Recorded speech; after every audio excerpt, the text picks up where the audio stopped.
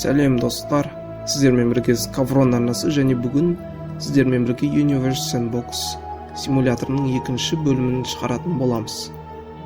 Бәріңіз білетіндей, Universe Sandbox бұл күн жүйесін жақсы зерттеуге, жақсы бақылауға арналған керемет симулятор. Сонымен бүгінгі бөлімде біз мынандай нәрселерді істейтін боламыз. Ең бірінші мына жер планетасын көріп тұрған шығарсыздар. Жер мен күннің арасы 152 миллион километр. Ал бұл өте ең идеалы жерінде тұр. Егер осы жерді алыстатсақ қалай болады? Дәл қазір соны бақылайтын боламыз. Ол үшін бізге тағы бір жерді мысалға алғанда мына Юпитердің орбитасымен бірге қойып көрсек. Енді көрейік, жер планетасы қандай болатын. Уақытты шамалы азайтайық.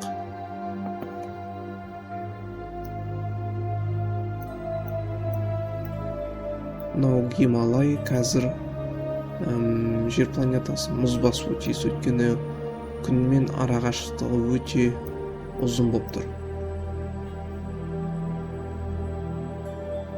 Ешқандай бір не жоқ.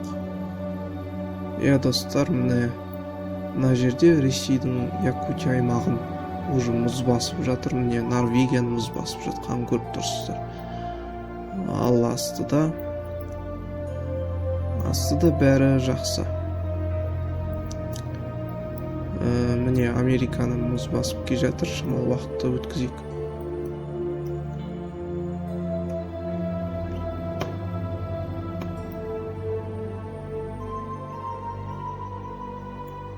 Тоқтата тұрайық уақытты.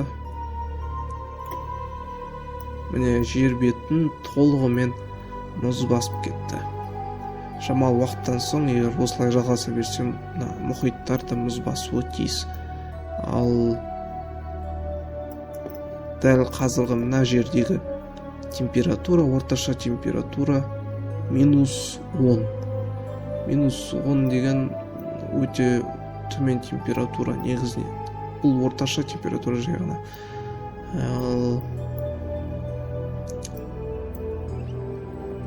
Жақсы, бұны көрдік. Ал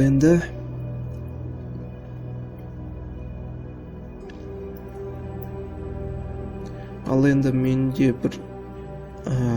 бір ой болған. Осы күн жүйесі. Мына жерде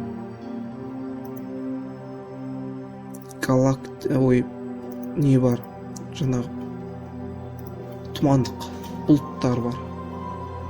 Мысалы супермассив Black Hole дейді. Бұның ортасы ғой. Бұл негізі үлкен Магеллан бұлты. Дәл қазір осы үлкен Магеллан бұлтын күн жүйесіне жақын қоямыз. Енді біз күн жүйесін көрейік, не болып жатқан.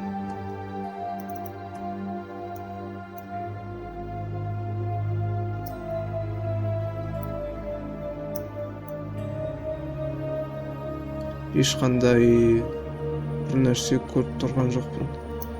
Ондай әсер етіп атқан жоқ, бірақ үлкен Магеллан бұлты бұлай өте қорқынышты көрінеді. Мысалы, өзіміздің жер планетасынан көрсек, қазір.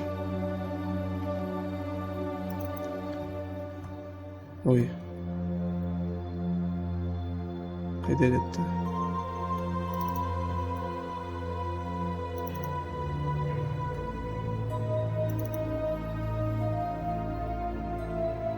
Біздің неміз ауышып жатыр.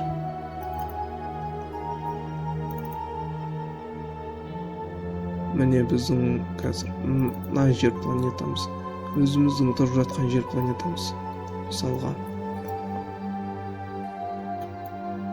былай қараса өте үлкен жарық бір нәрсені көрсе өте қорқынышты негізі. Жарайды, осы тұмандыққа тағы бір тұмандық қосып екеуін соғыстырып көрейік.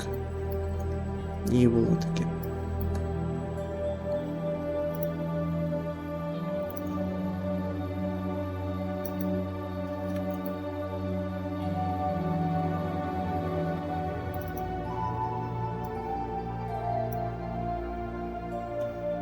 Шамалы уақытты тездетейік. Ешқандай бір қорқынышты бір нәрсе болып жатқан жоқ негізі. Ал біздің күн жүйесі дәл қасында тұр.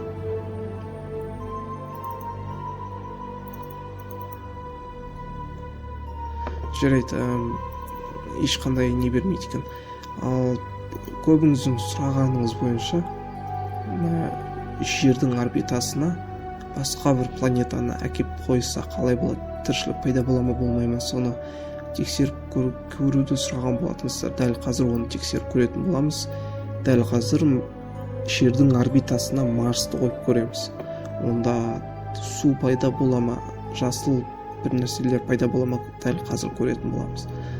Мынау бізде Марс, жердің орбитасы.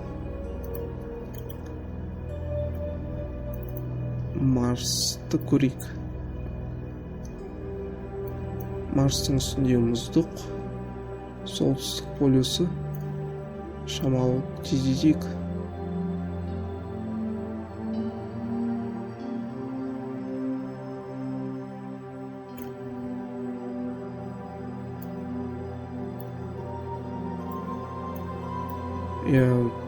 Ондай ешқандай бір нәрсе пайда болып жатқан жоқ.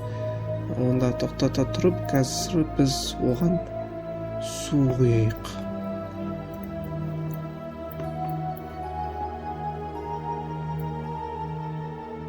Міне.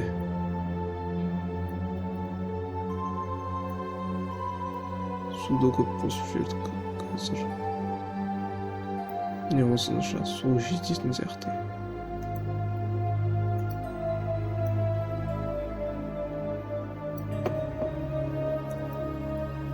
Ой, болды.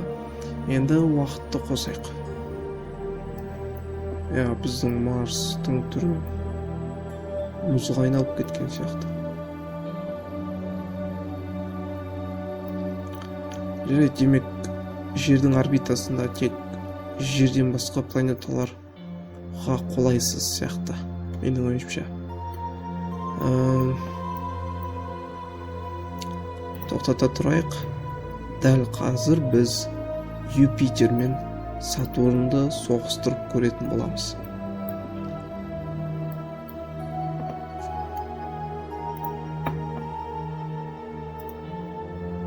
Мынау бізде Сатурн. Бұл Юпитер мен Юпитер соғыстырып көрейік. Жарайды.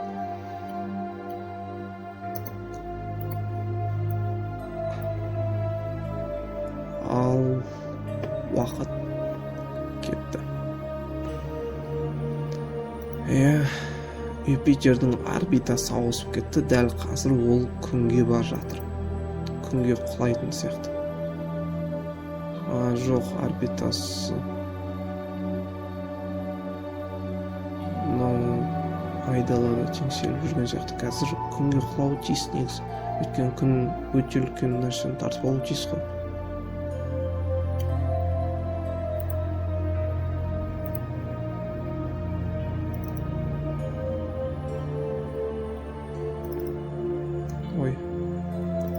Жарайды, ол күнге құламаса өзіміз соқтастырамыз.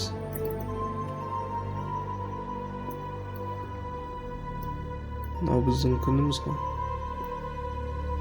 Уақытты азайтамыз, жылдамдығын. Және мына жерден бір Юпитерді аламыз. Мына жерге қоямыз. Және тоқтай тұр. Біз оны көріп боламыз дегенше оны жандырып жіберді.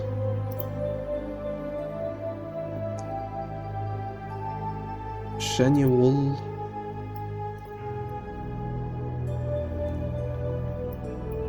аппақ болып кетті, екінші күн сияқты.